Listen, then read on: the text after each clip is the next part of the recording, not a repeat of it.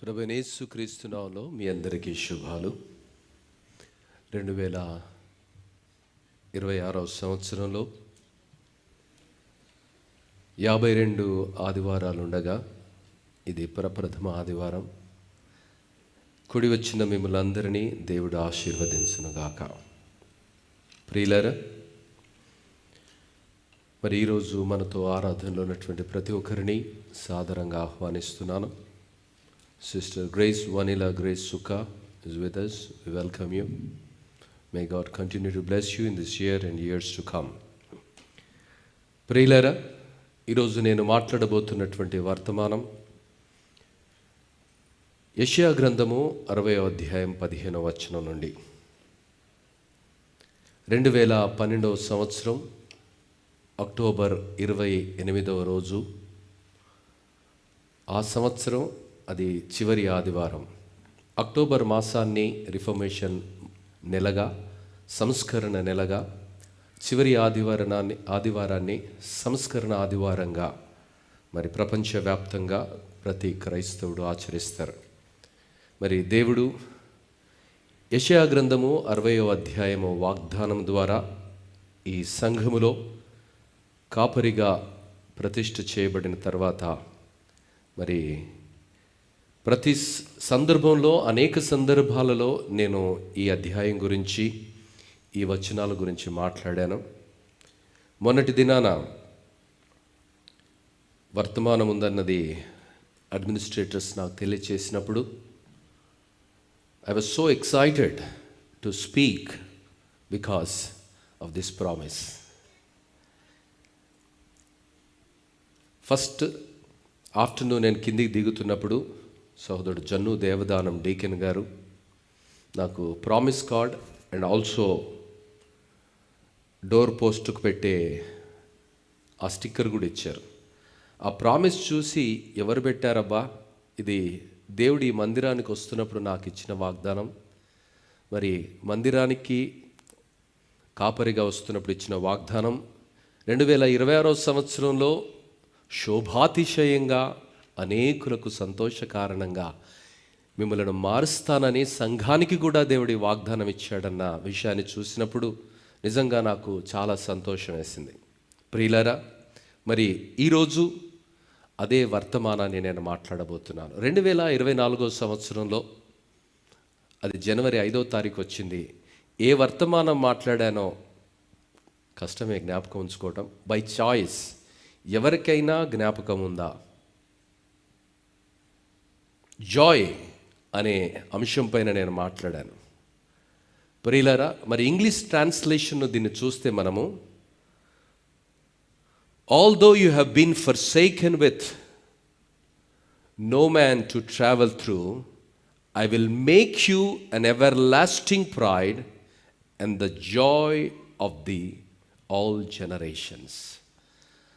ప్రతి తరానికి నిన్ను సంతోష కారణంగా, తరతరములకు నిన్ను శోభాతిశయంగా మారుస్తానన్నాడు.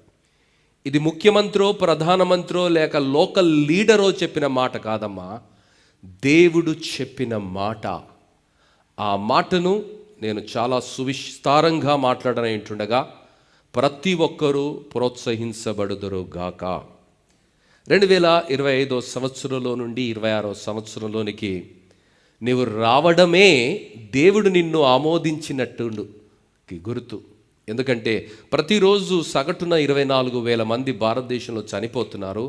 ఆ లిస్టు నుండి మనల్ని మినహాయించాడు దేవుడు. మనం కొత్త లిస్టులో ఉన్నాము. ఆ కొత్త లిస్ట్ ఏంటంటే 2026వ సంవత్సరం. ఆ 26వ సంవత్సరంలో నీ జీవితాన్ని, నీ కథ ఇంకా ముగిసిపోలేదు.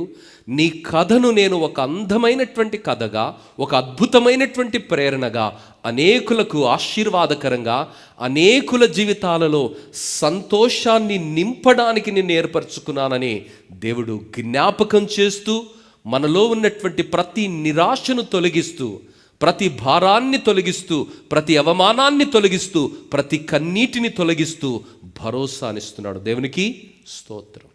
ప్రియులారా, ఈ మధ్య కార్ల గురించి చాలా ఆలోచన చేస్తున్నాను నేను. ఎందుకంటే నా కారు దగ్గర పడ్డది. కాబట్టి కార్లలో ఎక్కడ పోయినా ఒక కొత్త పదం వినిపిస్తుంది, ఫేస్ లిఫ్ట్. కార్ ఏంటి, కారుకు ఫేస్ లిఫ్ట్ ఏంటి అని అనుకోవచ్చు. ఏంటి, ఉన్నదానికే కొంచెం లైట్లు మారుస్తాడు, కొంచెం డిజైన్ మారుస్తాడు, ఇక్కడక్కడ కొత్త యాడ్ చేస్తారనమాట. That is called face lift. Face lift అయిన తర్వాత మార్కెట్లోనికి అదే కారును తీసుకొని వస్తాడు, కానీ it is called face lift version. Car అదే ఉంటుంది, కాకపోతే దానికి కొంచెం మెరుగులు దిద్దుతాడు అనమాట. ప్రియులారా, ఎందుకు అంటే వ్యాపారం చాలా చక్కగా జరగడానికి, ఆకర్షణీయంగా ఉండడానికి, ప్రేక్షకుల మన్ననను పొందుకోవడానికి. అదేవిధంగా రాజకీయ నాయకులకు కూడా ప్రజాదరణ కావాలి. ఎందుకు, వాళ్ళు పోతున్నప్పుడు 10 మందిని ఎగేసుకొని పోతారు, 2-3 కార్ల పబ్లిక్ని తీసుకొని ఎందుకు వెళ్తారంటే, పబ్లిక్ ఉంటేనే వాళ్ళకు పదవులు వస్తాయి, పబ్లిక్ లేకపోతే ఎవడు పదవులు ఇయ్యరు. కాబట్టి they want people around them. ప్రియులారా, మరొకటి మనం ఆలోచన చేస్తే, వ్యాపారంలో కోట్ల రూపాయలు ఖర్చు పెట్టి ఎందుకు ఈ వాణిజ్య ప్రకటనలు ఇస్తారంటే, వాణిజ్య ప్రకటనలు ఇస్తేనే ఆ ప్రోడక్ట్ అనేది మనగలుగుతుంది, అనేకులకు అది రీచ్ అవ్వగలుగుతుంది. ప్రియులారా, మరి అన్నీ కూడా ప్రమోషన్ వర్క్లో ఉన్నాయి కదా, అన్నీ కూడా ఫేస్ లిఫ్ట్ చేసుకుంటున్నాయి, అన్నీ తమకు తాము ప్రమోషన్ చేసుకుంటున్నాయి, పదోన్నతి కొరకు ప్రయత్నాలు చేస్తున్నాయి కదా. 2025వ సంవత్సరం నుండి 2026వ సంవత్సరం వరకు దేవుడు నిన్ను ఊరికేనే అనుమతించాడు అనుకుంటున్నారా? దేవుడు కూడా నిన్ను ఫేస్ లిఫ్ట్ చేశాడు, దేవుడు కూడా నీకు పదోన్నతినిచ్చాడు, దేవుడు కూడా నిన్ను అద్భుతమైనటువంటి శక్తిగా వాడుకోవాలని ఆయన ఇష్టపడుతున్నాడు. ఆమేన్. దేవుని బిడ్డ, నీ జీవితంలో నీ నమ్మకమే నీ జీవితాన్ని మారుస్తుంది, నీ ఆలోచనే నీ జీవితాన్ని మారుస్తుంది, నీ వైఖరే నీ జీవితాన్ని అది మారుస్తున్నది. ఆయన ప్రతి మనవిని అంగీకరిస్తాడని, ప్రతి సమస్యకు ఆయన జవాబిస్తాడని, మన జీవితాలను మరో స్థాయిలోనికి నడిపిస్తాడని పదే పదే తన వాక్యములో ఆయన సెలవిస్తున్నాడు. దేవుని బిడ్డ, 2026వ సంవత్సరము మొట్టమొదటి ఆదివారం దేవుడి మాటలు నీకు ఎందుకు వినిపిస్తున్నాడో తెలుసా? నీవు ఆమోదించబడ్డావు, నీవు అంగీకరించబడ్డావు. కాబట్టి అనేక తరములకు నిన్ను ఆశీర్వాదకరంగా, శాశ్వతమైనటువంటి శోభాతిశయంగా దేవుడు నిన్ను వర్ధిల్లింపచేస్తానంటున్నాడు. నమ్ముతున్నావా? దేవుని బిడ్డ, చాలా విషయాలు మనం నమ్ముతున్నాం, కానీ దేవుని మాటను ఎందుకనో అప్రయత్నంగానే మనం నమ్మటం లేదు. దేవుని బిడ్డ, మరి ఈరోజు వాక్యానికి ఇచ్చినటువంటి నామకరణ, నీ కథ ఇంకా ముగియలేదు. అమ్మా, నా కథ అయిపోయిందండి, నా బతుకు అయిపోయిందండి, నా జీవితం అయిపోయిందండి, నా తలరాత ఇంతే అండి అని అనుకుంటున్నావా? నీ తలరాత రాసేది ఎవరో తెలుసా? దేవుడు. నీ తలరాత రాసినవాడు, నీ తలరాతను మార్చేవాడు, నీ కథను నడిపేవాడు. నీ కథ ముగియలేదు, నీ కథకు ఒక నూతన అధ్యాయాన్ని జోడించాను.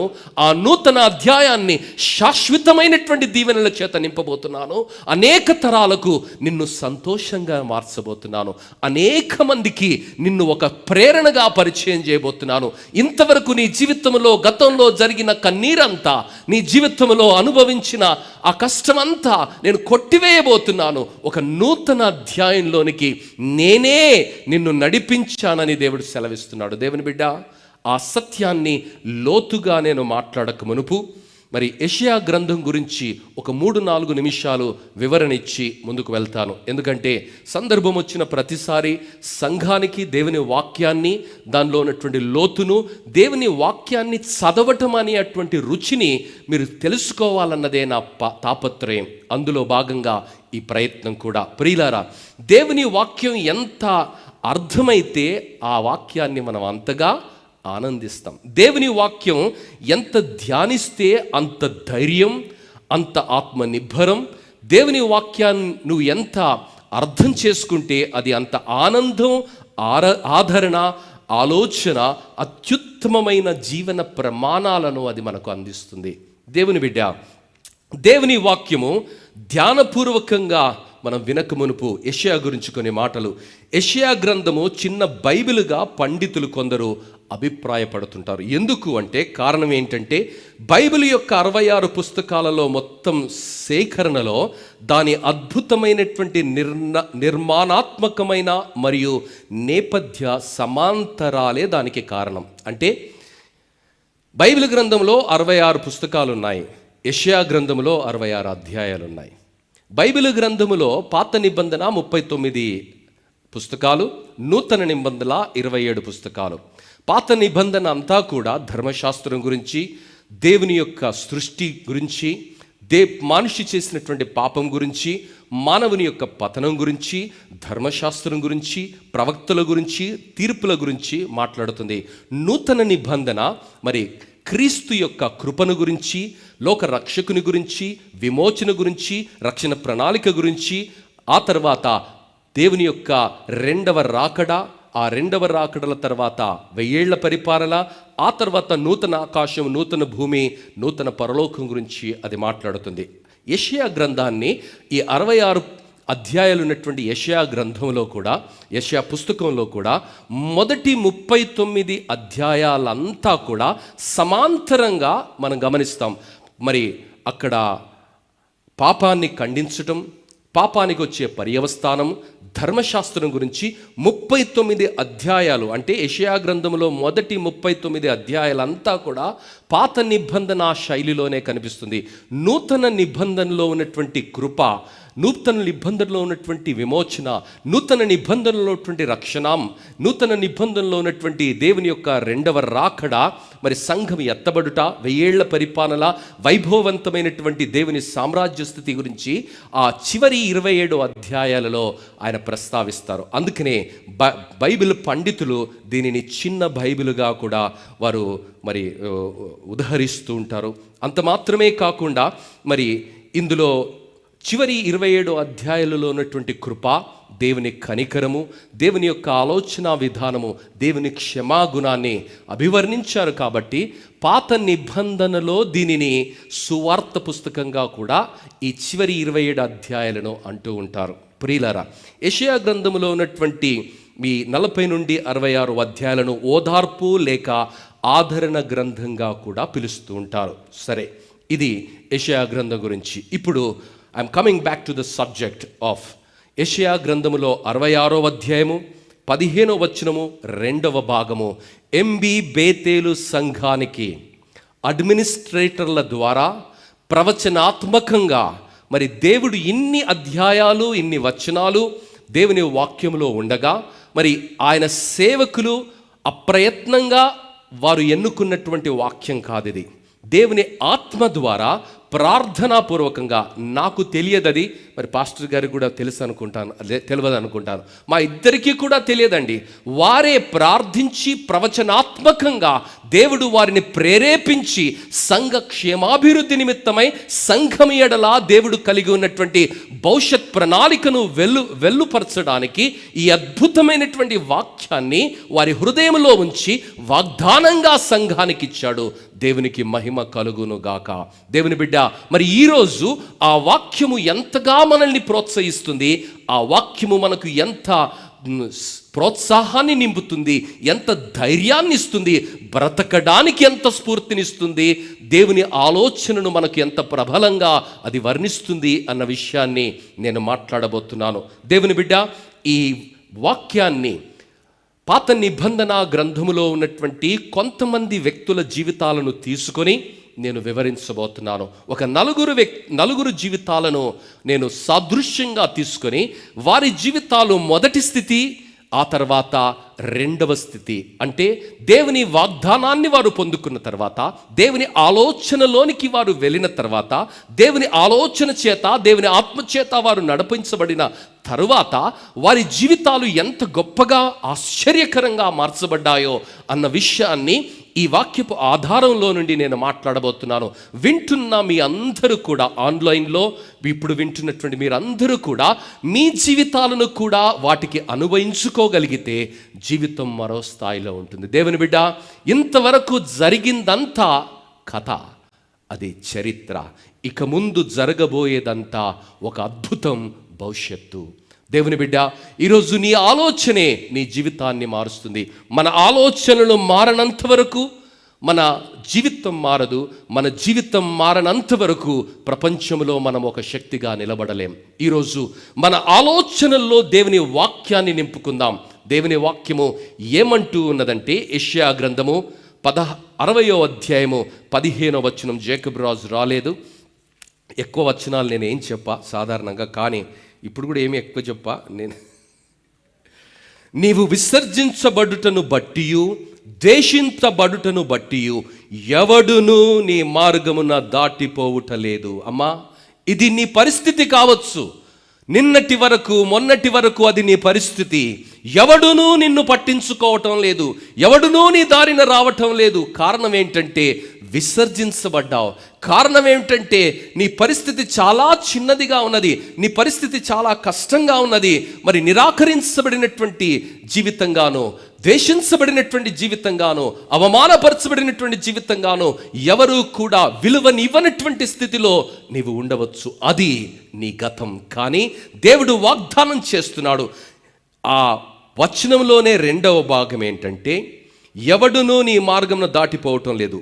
ఇప్పుడు దేవుడు అంటున్నాడు, నిన్ను సంఘానికి ఇచ్చిన వాగ్దానం అంటే, నీకిచ్చిన వాగ్దానం అంటే, నాకిచ్చిన వాగ్దానం నమ్మి, దేవుని మాటలను నమ్మి 2026వ సంవత్సరములో ఊహించని మేలులను, ఆశీర్వాదాలను పొందుకొని ఇదే సంఘములో నిలవబడి 26వ సంవత్సరము ఆఖరి రోజు దేవుని నామ మహిమార్థమై దేవుడు నన్ను శాశ్వతమైన దీవెనల చేత దీవించాడు, అనేకులకు నన్ను ఆనంద కారణంగా మార్చాడని నీ నోటితో నీవు ఒప్పుకొని ఆయన నామాన్ని మహిమపరిచే విధంగా నీ జీవితాన్ని ఆశీర్వదిస్తానని ఆయన వాగ్దానం చేస్తున్నాడు. దేవుని బిడ్డ, నమ్మగలుగుతున్నామా?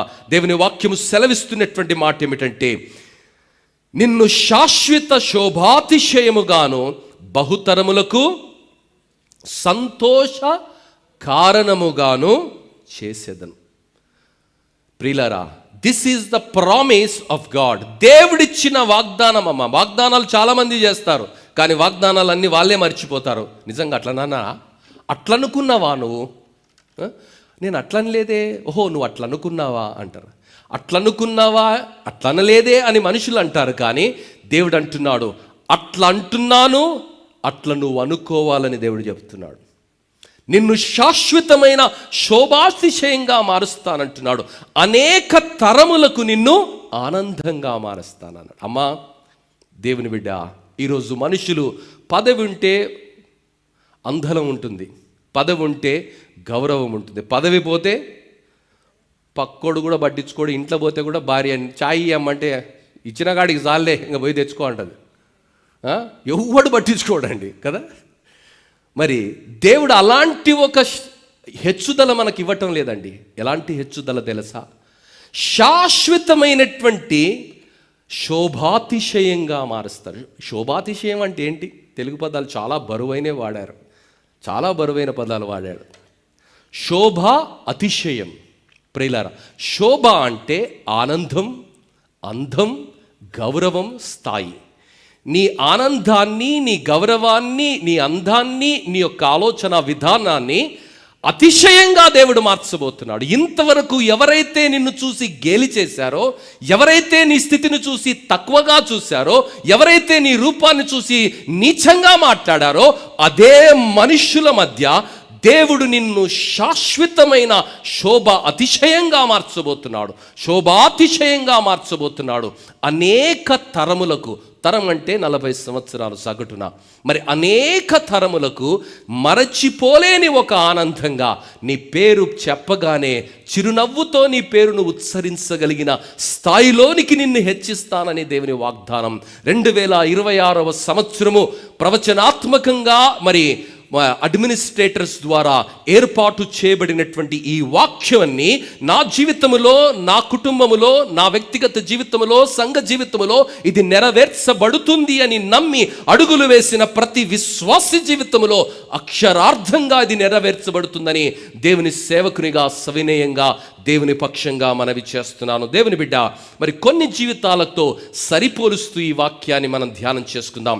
ఎబ్బేజు జీవితాన్ని మనం గమనిస్తే, ఎబ్బేజు జీవితం దేవుడు అద్భుతమైనటువంటి రీతిలో మార్చాడు. ఎబ్బేజు గురించి ఈ బైబిల్ గ్రంథములో 2 వచనాలండి, 2 వచనాలు ఆయన గురించి రాయబడ్డాయి. ఇంకొక వచనంలో ఆ ఊరు పేరు రాయబడింది. ప్రియులారా, ఎబ్బేజు అనే ఊరు పేరు మొదటి దినవృత్తాంతంలో మనం చూస్తాం.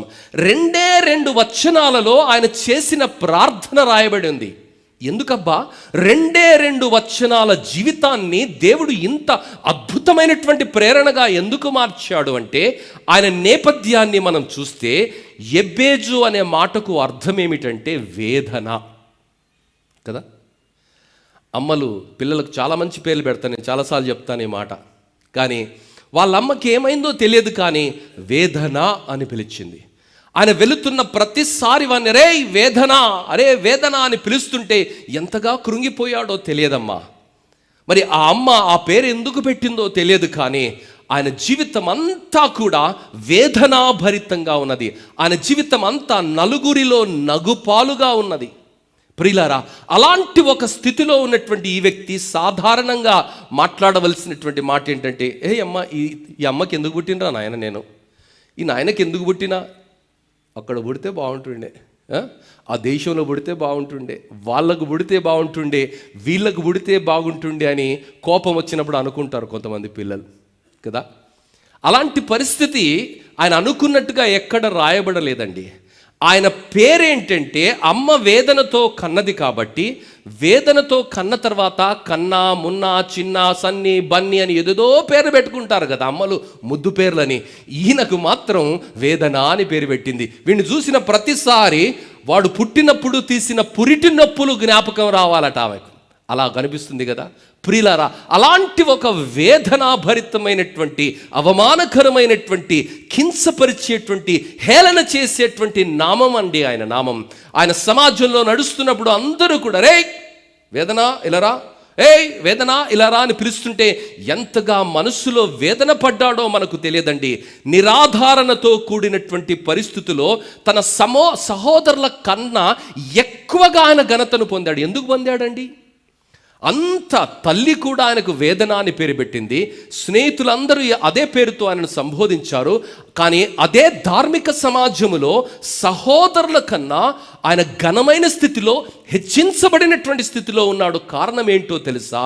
తన స్థితి మార్చే దేవునికి ఆయన మొరపెట్టాడు. హల్లెలూయా. దేవుని బిడ్డ, ఈరోజు దేవునికి మొరపెడుతున్నామా? చాలా పనులు మనకు, కానీ దేవునికి ప్రార్థన చేసే పని లేదు. ప్రార్థన మన పరిస్థితుల్ని మార్చేది ప్రభుత్వాలు కాదమ్మా. చాలా సందర్భాలలో ప్రభుత్వం వస్తే, ఆ ప్రభుత్వం వస్తే, ఏ ప్రభుత్వం వచ్చినా ఏం జరగదమ్మా. ఎవరు వచ్చినా ఏం చెయ్యరమ్మా. నీ జీవితాన్ని మార్చేవాడు, నీ గతాన్ని చెరిపేవాడు, శాశ్వతమైన శోభాతిశయంగా నిన్ను తీర్చిదిద్దేవాడు, అనేక తరములకు నిన్ను ఆనందంగా పరిచయం చేసేవాడు, నీ కథను మరొక స్థాయిలో ప్రపంచానికి అందించేవాడు పలుకుతున్నటువంటి మాట ఏమిటంటే, ఆపత్కాలములో నీవు నన్ను గూర్చి మొరపెట్టుము, నేను నిన్ను విడిపించెదను, విడిపించి నిన్ను గొప్ప చేసేతను. అమ్మా, అవమానం ఉందా? ప్రార్థన చేయి. కన్నీరుందా? ప్రార్థన చేయి. వేదన ఉందా? ప్రార్థన చేయి. నీ జీవితంలో అర్థం కాని అయోమయమైన స్థితి ఉందా? దేవుని సన్నిధిలోనికి వెళ్ళి ప్రార్థన చేయి. ఎబ్బేజు ఆయన జీవితంలో ఆ అమ్మకు పుట్టాడు. అమ్మకు పుట్టింది ఆయన పని కాదండి, దేవుడిచ్చాడు ఒక స్వాస్థ్యంగా ఆ తల్లికి వేదన వచ్చిందంటే అది సృష్టి సహజ ధర్మం. మరి ఆ బిడ్డ ఏం చేశాడు? ఆ బిడ్డ ఏం చేయలేదండి, కానీ ఆ నేరము, ఆ కష్టము ఆ బిడ్డకు ఆపాదించబడింది. ఆయన చేయని పరిస్థితికి ఆయన అవమానం గుండా వెళుతున్నారు. స్నేహితులందరూ కూడా ఆయనను అవమానంగా పిలుస్తున్నారు. అర్థం కానటువంటి పరిస్థితిలో అమ్మను తిట్టాలో, నాన్నను తిట్టాలో, సృష్టించిన దేవుని తిట్టాలో, ఎవరిని తిట్టాలో తెలియనటువంటి పరిస్థితిలో తికమకగా లేడండి. He's man with complete conviction and understanding. ఆయన దేవుని సన్నిధిలోనికి వెళ్ళి ఆయన దేవుని సన్నిధిలో ఏ విధంగా మొరపెట్టాడు. Simple prayer yet very powerful. ప్రియులారా, ఈ ప్రార్థన మన జీవితాలను కూడా మార్చాలి. చదవండి 10వ వచనం. ఏమని ప్రార్థన చేశాడంటే, ఇశ్రాయేలును దేవుని గూర్చి, ఏమని రాయబడిందాడా? గూర్చి.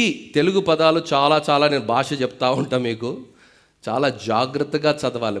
మర్మ గర్భంగా రాయబడినటువంటి బైబిల్ గ్రంథం ఇది. దేవుని గూర్చి. మీకు అర్థం కావాలంటే ఇప్పుడు ఒక పాట పాడారు ప్రైజ్ అండ్ వర్షిప్లో. సెకండ్ సాంగ్ ఏంటిదమ్మా? ప్రైజ్ అండ్ వర్షిప్లో రండి యెహోవాను గూర్చి. ఇక్కడ ఏమంటున్నాడు? ఆయన ఇశ్రాయేలుల దేవుని గూర్చి. ఒక కొత్త స్థలానికి మనం వెళ్ళామనుకో, మన గురించి పరిచయం చేస్తారు. అర్థమైందా? గురించి అనే పదాన్ని ఎప్పుడు వాడతారంటే, ఒక వ్యక్తిలో ఉన్నటువంటి విశిష్టతను చెప్పడానికి, ఆ వ్యక్తిలో ఉన్నటువంటి ప్రత్యేకతను చెప్పడానికి, ఆ వ్యక్తిని పరిచయం చేయడానికి వాడుకునే పదం అమ్మ. ఇక్కడ ఇశ్రాయేలీల దేవుని గూర్చి ఆయన ప్రార్థన చేశాడు. దేవునికి ఆయన ప్రార్థన చేస్తున్నాడు. ఏమనంటే దేవుని గూర్చి ఆయన ప్రార్థన చేస్తున్నాడు. దయచేసి 10వ వచనం చదువుదాం. మళ్ళా 1 దినవృత్తాంతము 4వ అధ్యాయం 10వ వచనం. ఎబ్బేజు ఇశ్రాయేలుల దేవుని గూర్చి మొరపెట్టి, దేవుని గూర్చి మొరపెట్టాడు. దేవుని గూర్చి అంటే ఆయన మారని దేవుడు, ఆయన కనికరం చూపించే దేవుడు, ఆయన ఆశీర్వదించే దేవుడు, ఆయన మనల్ని నిత్య స్థాయిలుగా ఆశీర్వదించే దేవుడు, మన పరిస్థితులను శాశ్వతంగా మార్చే దేవుడు, మన జీవితాలలో నెమ్మదినిచ్చే దేవుడు, మనకు స్వస్థతనిచ్చే దేవుడు, మనకు అభివృద్ధినిచ్చే దేవుడు, మనల్ని విస్తరించే దేవుడు. ఆయన మాట ఇచ్చి ఆ మాటను అక్షరార్థంగా నెరవేర్చే దేవుడు. అది ఆయన గుణలక్షణమని ఆయన గురించి ఆయన మాట్లాడుతున్నాడు. దేవుని బిడ్డ, నీకు ఆ దేవుడు అర్థమయ్యాడా? ఈరోజు ఆ దేవుడు మనకు అర్థమయ్యాడా? నీళ్లను అమ్ముకుంటున్నారు, మార్కెట్ చేస్తున్నారండి. వాటర్ ప్రతిరోజు మనం తాగుతామండి. ఈ నీళ్లను కూడా అమ్ముకుంటున్నాడు మనిషి. ఎంత మేధావి అయిపోయాడు చూడండి. పాలు ప్రతిరోజు మనం ఏదో ఒక రూపంగా పాల ఉత్పత్తులు తింటూనే ఉంటాం. పాలను కూడా మనిషి అమ్ముకుంటున్నాడు. కానీ మహాకాశము పట్టుజాలని దేవుడు అనువంతగా అనంతుడు మన లోకంలోనికి వచ్చి మన కొరకు శిలువ మీద మరణించాడు. ఆయన ప్రేమ ఈ గ్రంథములో, ఆయన వ్యక్తిత్వము, ఆయన గుణలక్షణాలు, ఆయన స్వభావము అంతా కూడా గ్రంథస్థం చేయబడింది కదా. ఆ మాటలు నీకు అర్థమవుతున్నాయా? అయితే నీ ప్రార్థన మరోలా ఉంటుంది. దేవుని సన్నిధిలోనికి వెళ్ళి, ప్రభువా నాకు ఈ కష్టం ఎందుకు వచ్చింది అని దేవునితో నువ్వు వాదం చేయవు. దేవా నన్ను ఈ అవమానంలో ఎందుకు ఉంచావని దేవుని నీవు ప్రశ్నించవు. దేవా నన్ను ఈ స్థితిలో ఎందుకు ఉంచావని దేవుని గురించి అనుచితంగా నీవు మాట్లాడవు.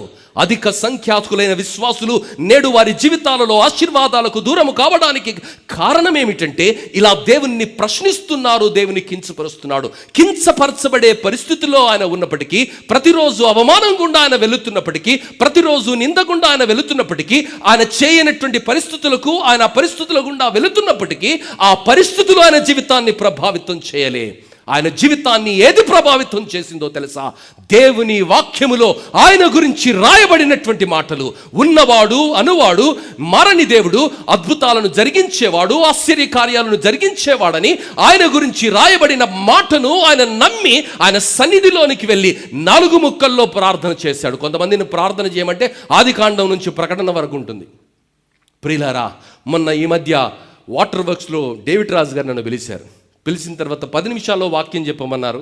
10 నిమిషాల్లో వాక్యం చెప్పిన తర్వాత ఆఫీసర్స్ అందరు కనెక్ట్ అయ్యారు, చాలా మంచిదని అన్నారు. ఒక ఆయన వచ్చాడు నా దగ్గరికి, వచ్చి బ్రదర్ చాలా అద్భుతంగా చెప్పారు, కానీ ఇంకా కొంచెం చెప్పేది ఉంటుంది అన్నారు. ఏం చెప్పాలి బ్రదర్? ఆదికాండం నుంచి ప్రకటన వరకు అన్న. ప్రియులారా, మనకు చాలా విషయాలలో స్పష్టత లేదండి, చాలా స్పష్టత లేదు. ఎంత సింపుల్గా దేవుణ్ణి ఆయన అర్థం చేసుకున్నాడంటే, ఎంత సింపుల్గా దేవుణ్ణి ఆయన ప్రార్థన చేస్తున్నాడంటే, 4 ముక్కల్లో ఆయన భవిష్యత్తును ఆయన దేవుని ముందు ఉంచాడండి. కారణం ఏమిటంటే, దేవుని గూర్చి ఆయనకు అర్థమైంది, దేవుని వ్యక్తిత్వం ఆయనకు అర్థమైంది, దేవుని గుణలక్షణాలు అర్థమయ్యాయి, మార్పు చెందని ఆయన వైఖరిదే ఆయనకు అర్థమైంది. అందుకనే దేవుని సన్నిధిలోనికి వెళ్ళి ఆయన ఏమో ప్రార్థన చేస్తున్నాడు? నీవు నన్ను నిశ్చయముగా ఆశీర్వదించి, నీ చిత్తమైతే ఆశీర్వదించు. కొంతమంది అంటారు దేవుని చిత్తమైతే పెళ్లి. అరే దేవుని చిత్తమేరా నాయన నువ్వు పెళ్లి చేసుకోవడం. వాక్యం చదవాలి. అందుకనే నరుడు ఒంటరిగా ఉండుట దేవుడు, దాని అర్థం ఏంది? పెళ్లి చేసుకోవాలి నాయన అని దేవుడే చెప్తున్నాడు. అంటే దేవుని చిత్తాన్ని ఎక్కడ వాడాలి, ఎక్కడ వాడొద్దో కూడా తెలియనటువంటి పరిస్థితుల్లో ఈరోజు వెళుతూ అది భక్తి అనుకుంటున్నాం. ఇక్కడ ఆయన ఉన్నటువంటి పరిస్థితిలో ఎంత శ్రేష్టమైనటువంటి పరిణితిని ఆత్మీయంగా ఆయన చూపిస్తున్నాడు. ఆయన చేసింది 2 వచనాల ప్రార్థన అమ్మ. ఒక వచనం అంతా పరిచయం, 2వ వచనమే ప్రార్థన. అంటే 10వ వచనం ఆయన చేసిన ప్రార్థన. ఆ ప్రార్థనలో 4 మాటలే ఆయన ఉచ్చరిస్తున్నాడు. ఏమని అంటే, నీవు నన్ను నిశ్చయముగా ఆశీర్వదించితే కాదు, ఆశీర్వదించి నా సరిహద్దులను విశాలపరిచితే కాదు, పరిచి నీ చెయ్యి నాకు తోడుగా ఉండ దయచేసి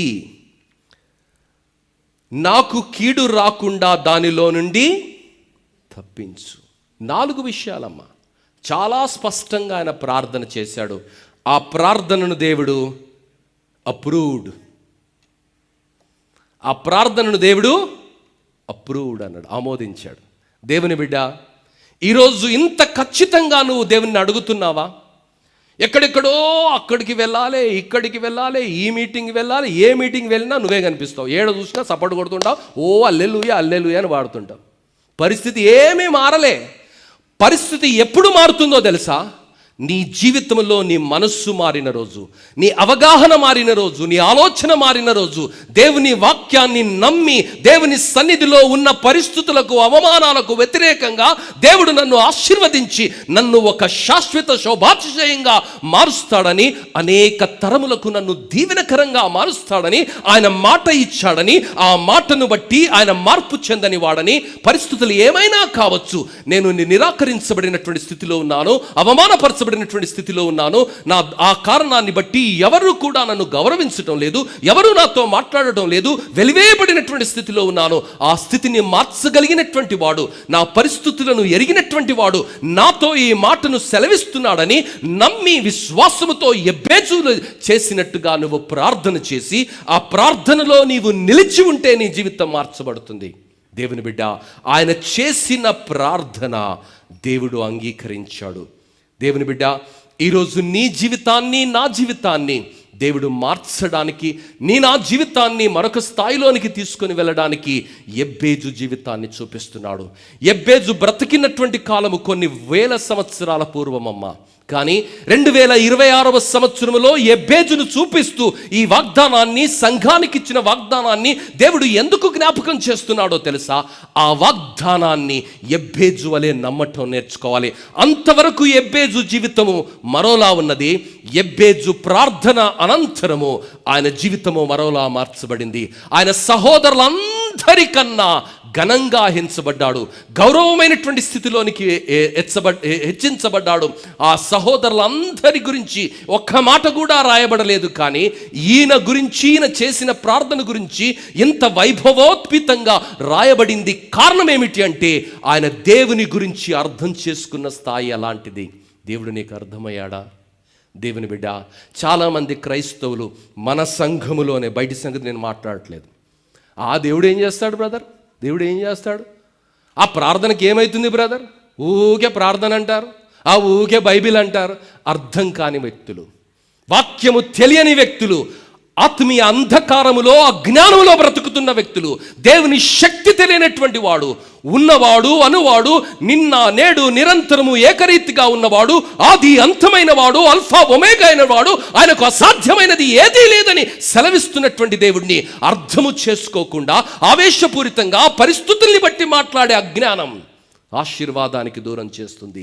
ఆ పరిస్థితులు సంపూర్ణంగా అనుభవిస్తున్నటువంటి వ్యక్తి, ఆ అవమానపు నడిబొడ్డులో కేంద్ర బిందువుగా ఉన్నటువంటి ఆ వ్యక్తి దేవుని సన్నిధిలోనికి వెళ్ళి ఇశ్రాయేలుల దేవుని గూర్చి ఆయన ప్రార్థన చేస్తున్నాడు.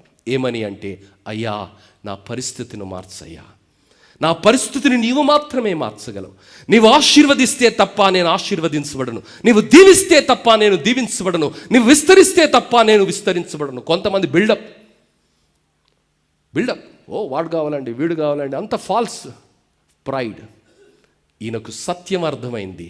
దేవుడు ఆశీర్వదిస్తే తప్ప నేను, యాకోబుకు సత్యం అర్థమైందమ్మా, మోసగాడైన యాకోబుకు, నీవు నన్ను ఆశీర్వదిస్తే తప్ప నేను నిన్ను విడిచిపెట్టను. దేవుని బిడ్డ, ఈరోజు 2026వ సంవత్సరంలో దేవుడు అంటున్నాడు నిన్ను ఆశీర్వదిస్తానని. అయితే ఆశీర్వదిస్తానని వాగ్దానము చేసిన వాగ్దానము నీ పైన నిలిచి ఉండగా ఆ వాగ్దానము నీ జీవితంలో అక్షరార్థంగా నెరవేర్చబడాలంటే ఆ పరిస్థితిని నమ్మి దేవుని సన్నిధిలో ప్రార్థన చేయడము.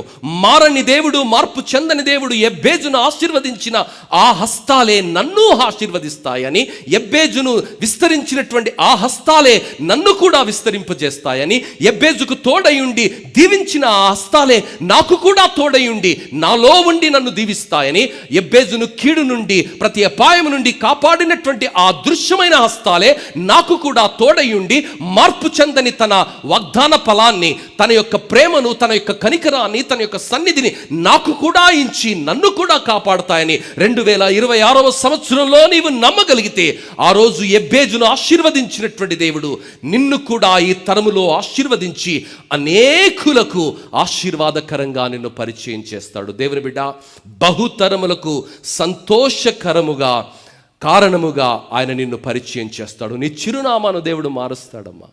Your address will be changed. చాలా కొంతమంది అంటారు, నాతో పెట్టుకుంటే అడ్రస్సు గల్లంతా అయిపోతుంది. అవి డైలాగులు వినడానికి బాగానే ఉంటుంది, కానీ దేవునితో పెట్టుకుంటే మన అడ్రస్ గల్లంతు కాదు, కానీ మన అడ్రస్ ప్రమోట్ అవుతుంది. హల్లెలూయా. మన జీవితాన్ని పదోన్నతికి దేవుడు తీస్తాడు. అరే, అప్పుడు వాడు అక్కడుండే కదా భయ్, అరే వాడేంటి బ్రదర్ ఇట్లయిపోయిండు. మన అడ్రస్, మన రూపం, మన పరిస్థితి ఎవరు కూడా గుర్తించలేనటువంటి ఉన్నత స్థితికి, ఘనమైన స్థితికి దేవుడు నడిపిస్తాడమ్మా. నిందించే పరిస్థితి వైపు మరి ఎబ్బేజు చూడలేదు. నిజముగా ఇది జరుగుతుందా అని ప్రశ్నించలేదమ్మా.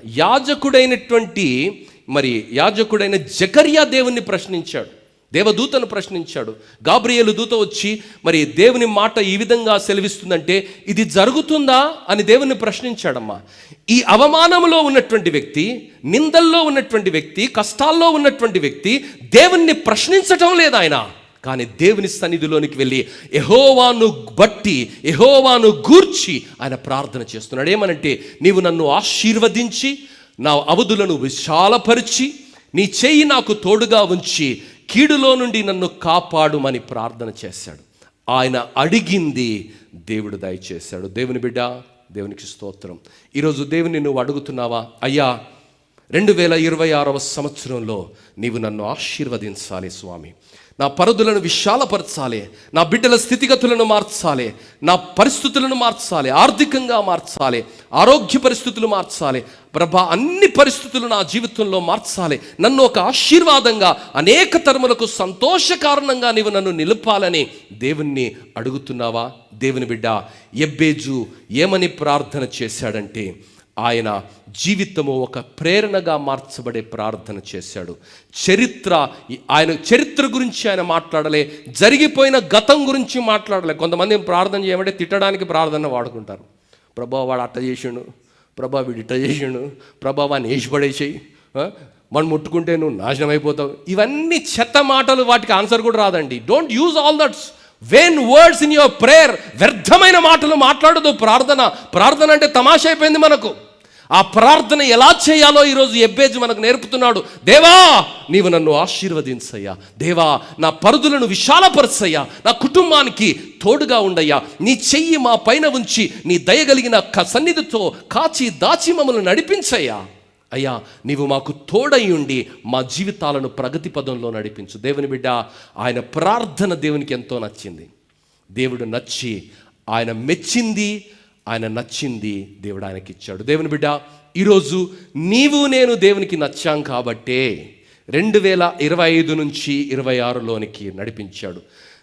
నా జీవితాలలో సమయం ఇంకా మిగిలి ఉంది కాబట్టే, నీవు నా జీవితాలలో దేవుని సంకల్పం ఇంకా ముగిసిపోలేదు కాబట్టే దేవుడు మనకు పదోన్నతినిచ్చాడు. 2026వ సంవత్సరాన్ని ఇచ్చాడు. ఎందుకో తెలుసా? స్వార్థంతో బ్రతకడానికి కాదు, నిందిస్తూ బ్రతకడానికి కాదు, అందరిపైన నెపాన్ని మోపుతూ బ్రతకడానికి కాదు, కానీ దేవుణ్ణి సంపూర్ణంగా అర్థం చేసుకొని ఆయన మార్గంలో నడుస్తూ అనేకులకు సంతోషాన్ని పంచడానికి, అనేకులకు దీవెనలు పంచడానికి, మనలనే శాశ్వతమైనటువంటి శోభాతిశయము చేత, దీవెనల చేత గౌరవము చేత, ఆనందము చేత, సంతోషము చేత, సమృద్ధి చేత దేవుడు నింపుతానని వాగ్దానం చేస్తున్నాడు. దేవుని బిడ్డ, ఆ స్థితి నీకు కావాలి అంటే ఎబ్బేజులా మనము ప్రార్థన చేయాలి. విసర్జించబడిన వాడు, వేదన పాలు చేయబడిన వాడే శాశ్వతమైన శోభాతిశయముగా అనేక తరములకు ఆనందంగా మలిచిన దేవుడే. ఆయన మారలేదమ్మా. ఈరోజు నిన్ను మారుస్తాడు, నీ జీవితాన్ని మలుస్తాడు. అయితే షరతు ఏమిటంటే ఆయన సన్నిధిలో నువ్వు ప్రార్థన చేయాలి. రెండవ వ్యక్తి బైబిల్ గ్రంథములో వారి గతం ఒకలా ఉంది, వారి భవిష్యత్తు మరోలా ఉంది. కారణం ఏమిటంటే వారు కలిగి ఉన్నటువంటి ఆలోచన విధానము, వారు దేవుణ్ణి అర్థం చేసుకున్నటువంటి స్థాయి, దేవుడు మాత్రమే చేయగలడని దేవుని సన్నిధిలో ప్రార్థన చేసే దీనత్వం. ఈరోజు దేవుణ్ణి తప్ప అందరి దగ్గర పోతాం, అందరి దగ్గర పోయి ఉన్నదంతా కడుపు జించుకొని ఆయన ముందర కాళ్ళ మీద వేస్తాం. లాభం ఏమీ లేదు. బయటికి పోయినాక వాడిట్టా వీడిట్టా అని చెప్తారు. ఎవడు నీ గురించి బ్రదర్ ప్రార్థన చేయండి అని ప్రార్థన, ఎవడు ప్రార్థన చేయి, ఎంతమంది చేస్తారని ప్రార్థన? ఇట్స్ ఆల్ బిల్డప్, అంత డ్రామా. ప్రియులారా, what you understand makes the difference in your life. Hannah కన్నీటి గాథను ఒక అద్భుతమైన కావ్యంగా దేవుడు మార్చాడు. ఈరోజు ఎంతమంది తల్లులకు హన్నా ప్రేరణో తెలుసా? ఎందుకంటే ఆ తల్లి కనని గర్భముని దేవుడు ఒక ప్రవక్తను మోసే ధన్యమైన గర్భంగా మలిచాడమ్మా. కారణం ఏమిటంటే ఆమె చేసినటువంటి అద్భుతమైన ప్రార్థన. ప్రియులారా, సాధారణంగా మెడికల్ సైన్స్ అభివృద్ధి చెందిన తర్వాత మనకు తెలిసిన సత్యం ఏంటంటే పిల్లలు పుట్టకపోవడానికి స్త్రీ ప్రమేయమే లేదండి. Generally 99% of in cases generally women has no role to play. But unfortunately in the societies in which we are living, woman has been targeted. గొడ్రాలుగా వారిని పిలుస్తారు. అలాంటి ఒక సామాజిక నేపథ్యంలో నుంచి వచ్చింది. కానీ ఎంత మంచి భర్తను ఆమెకి ఇచ్చాడో తెలుసా ప్రియులారా? ఆ భర్త ఎంత మంచివాడంటే ఆమెను చాలా ప్రేమించాడండి. కానీ సమాజం ఎప్పుడూ ఆమెను నిందిస్తుంది. పక్కన ఉన్నటువంటి పెనిన్న పక్కలో బల్లెం లెక్క ఎప్పుడు పొడుస్తూనే ఉందన్నమాట. ఆ వేదన ఏంటో అనుభవించిన వారికి మాత్రమే తెలుస్తుంది, ఎవరికి అర్థం కాదమ్మా. ఆ వేదనతో దేవుని సన్నిధిలోనికి వెళ్ళి చాలా కన్నీటితో ఆమె ప్రార్థన చేస్తుందండి. ఆమె ఎలాంటి పొరపాటు లేదు, ఆమె ప్రమేయమే లేదు. ఈ పరిస్థితికి కారణం ఆమె కానే కాదండి. ఈ పరిస్థితి కారణం ఎవరో తెలుసా? దయచేసి 1 సమూయేలు గ్రంథము 1వ అధ్యాయము 5వ వచనం చివరి భాగాన్ని చదవండి. 1 సమూయేలు గ్రంథం. యెహోవా ఆమెకు సంతు లేకుండా ఎవరు చేసిండమ్మా? భర్త చేయలే, ఆమె చేయలే, ఎవరు చేయలే, దేవుడే చేసిండమ్మా. దేవుడే చేసిన దానికి ఆమె అవమానాన్ని అనుభవిస్తుంది, నిందను అనుభవిస్తుంది, ఆ కష్టాన్ని అనుభవిస్తుంది. ఆ పరిస్థితిలో చెప్పనలవి కానటువంటి వేదన గుండా ఆమె వెళుతున్నది. దేవుని బిడ్డ, ఆ చెప్పనలవి కాని వేదన గుండా వెళుతున్నప్పుడు ఆమె అక్కడ ఉన్నటువంటి ఎవరినో నిందించటం లేదండి, భర్తను నిందించటం లేదు, బంధువులను నిందించటం లేదు, అక్కడ ఉన్నటువంటి పరిస్థితుల్ని ఆమె నిందించటం లేదు. కానీ ప్రభువు సన్నిధిలోనికి వెళ్ళి ఆమె ప్రార్థన చేస్తుంది. ప్రియులారా, ప్రార్థన అంటే మనం పెద్ద పదాలు వాడి గట్టిగా ప్రార్థన చేస్తే ప్రార్థన అనుకుంటాం. కానీ పెదవులలో నుండి రానటువంటి ప్రార్థన, గుండె లోతుల్లో ఎంతో మౌనంగా మూలుగుతున్నటువంటి ప్రార్థన కూడా దేవుడు వింటాడు అన్నదానికి ఒక నిదర్శనం హన్నా ప్రార్థన. ఇశ్రాయేలీలు ప్రతి సంవత్సరానికి 3 పర్యాయాలు యెరూషలేము మందిరానికి వెళ్ళి వాళ్ళు బలులు అర్పించాలి, కానుకలు అర్పించాలి. ఆ 3 సందర్భాలలో ప్రతి ఇశ్రాయేలీయుడు వెళ్ళాలి. అది ధర్మశాస్త్ర కాలంలో. ఇప్పుడు మందిరం లేదు, ఇశ్రాయేలీలు అలా వెళ్ళటం లేదు. సరే, ఆ పరిస్థితిలో ఆమె ప్రతిసారి సంవత్సరంలో 3 సార్లు కనీసం ఆమె అవమానానికి గురయ్యేది. ప్రతిసారి ఆమెకు వేదన ఇచ్చేది. ప్రతిసారి ఆమెను అందరూ ఇలా నీచంగా చూసే పరిస్థితి. ఆ పరిస్థితిలో ఆ బిడ్డ మరి అందరూ పండుగంటే మామూలుగా ఉంటారా జనాలు? అందరు జనాలు ఉన్నారు. ప్రభా నాకు ఇది లేదు అది లేదని చెప్పడానికి లేదు. ఆమె ఉన్న పరిస్థితే చాలా సెన్సిటివ్ పరిస్థితి, చాలా డెలికేట్ పరిస్థితి. ఆ పరిస్థితిలో ఆమె కష్టాన్ని చెప్పుకునే అంత పరిస్థితి కూడా లేదమ్మా. ఆ పరిస్థితిలో ఆమె మౌనంగా ప్రార్థన చేస్తుంది. ఆమె, నీ సేవకురాలైన నాకు కలిగి ఉన్న శ్రమను చూసి నీ సేవకురాలైన నన్ను మరొక జ్ఞాపకము చేసుకొని నీ సేవకురాలైన నాకు మగపిల్లను దయచేసిన ఎడల. ఏ తల్లి కూడా ఇలాంటి పరిస్థితి రావద్దమ్మా. ఆ తల్లి ఇలాంటి ప్రార్థన చేస్తుంది, అయ్యా నాకు పిల్లలు లేరు నాయన, ఒక పిల్లల్ని ఇస్తే ఆ పిల్లని నేను నీకు ఇస్తానయ్యా, నాకొద్దు, ఆ పిల్లోడు నా కోసం కాదు ప్రభా, నీ కొరకు పెంచుతా, ఈ అవమానాన్ని నాకు తీసివేయి ప్రభా, ఈ వేదన నాకు తీసివేయి ప్రభా, నేను చాలా వేదన పడుతున్నా స్వామి. దేవుని బిడ్డ, ఆ తల్లి కన్నీటితో ప్రార్థన చేస్తుంది, పెదవులు కదలటం లేదు. పక్కన ఉన్నటువంటి వ్యక్తులు ఏమనుకున్నారో బైబిల్లో రాయలేదు, కానీ దైవజనుడైనటువంటి ఏలీ మాట్లాడుతున్నాడమ్మా. ఓ మథురాలా, దైవజనుడు కూడా ప్రార్థన చేసుకున్నాడు. దేవుని పక్షంగా మాట్లాడే వ్యక్తి కూడా ఆమెను అర్థం చేసుకోలేడు. బంధువులు ఏం అర్థం చేసుకుంటారు, స్నేహితులు ఏం అర్థం చేసుకుంటారమ్మా. అలాంటి ఒక పరిస్థితికి ఆమె ప్రమేయమే లేదు, ఆమె ప్రమేయమే లేదమ్మా. కానీ దేవుడు అనుమతించాడు. ఎందుకో తెలుసా? ఆమె గర్భములో ఒక ప్రవక్తనివ్వడానికి. హల్లెలూయా. ఆ ప్రవక్త మామూలు ప్రవక్త కాదు, సమూయేలు ప్రవక్త. ఇశ్రాయేలీలలో మొట్టమొదటి ప్రవక్త, న్యాయాధిపతి, అద్భుతమైనటువంటి కార్యాలను దేవుని పక్షంగా జరిగించినటువంటి వ్యక్తి.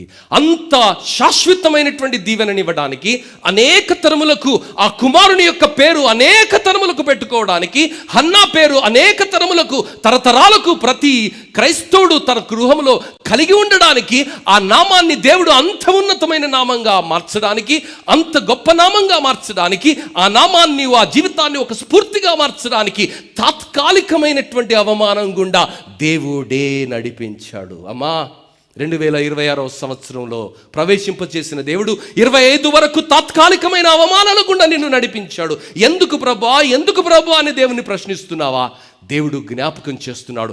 శాశ్వతమైన శోభాతిశయముగా అనేక తరములకు నిన్ను దీవెనకరంగా మార్చడానికి ఆ స్థితి గుండా నడిపించింది నేనే.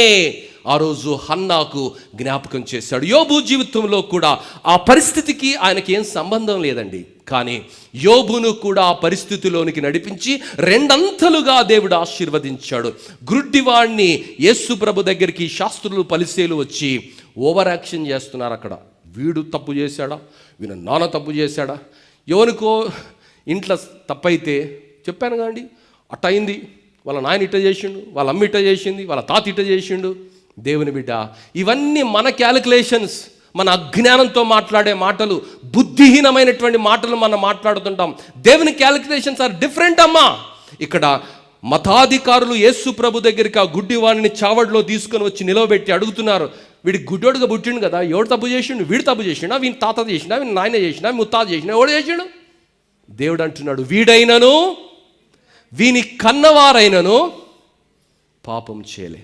దేవుని మహిమ వీని ద్వారా ప్రపంచానికి కనిపించడానికి దేవుడే గుడ్డివాడిగా విని పుట్టించాడు. అమ్మా, నీ జీవితంలో కష్టాలు, సంఘములో కష్టాలు, వ్యక్తిగత జీవితాల్లో కష్టాలు, కుటుంబాల్లో కష్టాలను దేవుడే కల్పించాడు. ఎందుకో తెలుసా? ఆ కష్టాల ద్వారా దేవుని మహిమ ప్రపంచానికి చూపించడానికి. ఆమేన్. ఈరోజు కష్టాలు సమస్యలు ఎందుకు ఇచ్చాడో తెలుసా?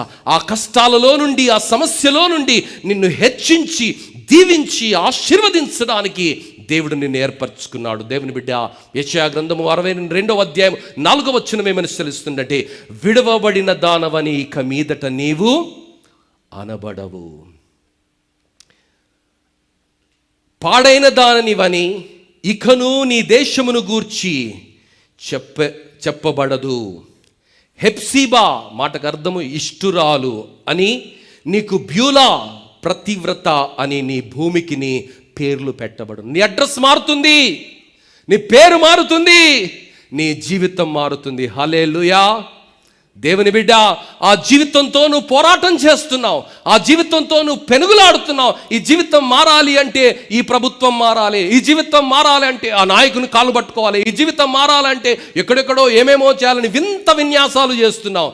జీవితం మారాలి అంటే ఎక్కడికి వెళ్ళాలి, ఎవరిని వేడుకోవాలో యాకోబు మనకు నేర్పిస్తున్నాడు. ఇక్కడ హన్నా మనకు నేర్పిస్తున్నది, మరి ఎబ్బేజు మనకు నేర్పిస్తున్నాడు. వారు దేవుని సన్నిధిలోనికి వెళ్ళి దేవుని సన్నిధిలో వారి యొక్క విన్నపాలను వినిపించారు, వారి జీవితాలను కుమ్మరించారు, వారి కన్నిటిని వారు కార్చారు. దేవుడు వారి జీవితాలను మార్చాడమ్మా, శోభాతిశయంగా మార్చాడు, ఇష్టలుగా మార్చాడు. వారిని అద్భుతమైనటువంటి ఘనమైనటువంటి స్థితిలోనికి వారిని లేవనెత్తాడు.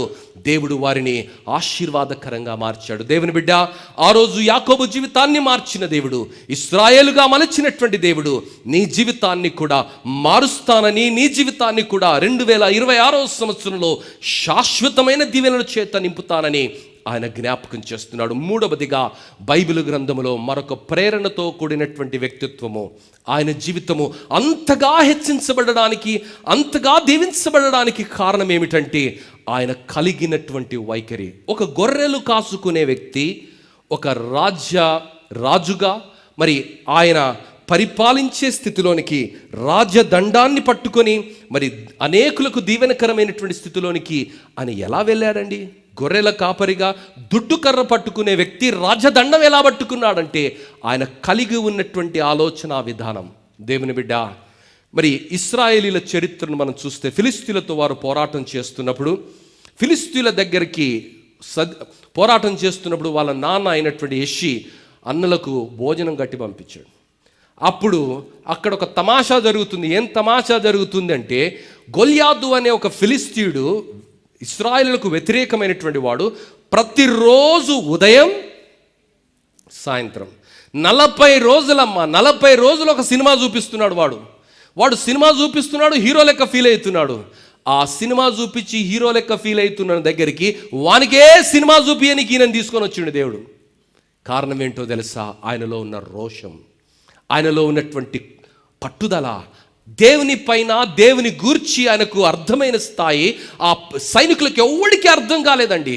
దేవుడు ఎంత భయంకరుడు, దేవుడు ఎంత శక్తిమంతుడు, దేవుడు ఎంత ప్రేమ కలిగిన వాడు, దేవుడు తన ప్రజలను ఏ విధంగా కాపాడగలడు అని దావీదుకు అర్థమైనంత స్థాయిలో అక్కడ ఉన్నటువంటి అన్నలకు అర్థం కాలే, రాజైనటువంటి సౌలుకు అర్థం కాలే, అక్కడ ఉన్నటువంటి ఏ సైనికునికి అర్థం కాలేదు. కాబట్టి వాడు వచ్చి భీకరమైనటువంటి పదాలను వాడుతూ మరి నీచమైనటువంటి స్థాయిలో ఇశ్రాయేలును తూలనాడుతూ దేవుని నామాన్ని దూషిస్తూ ఉంటే వానికి ఎన్ని గుండెలరా, నా జీవము కలిగినటువంటి దేవుని దూషించడానికి వానికి ఎన్ని గుండెలని ఆయన రోషముతో దేవుని ఎడల ప్రదర్శించినటువంటి ఆ వైఖరి దేవునికి ఎంతో నచ్చింది.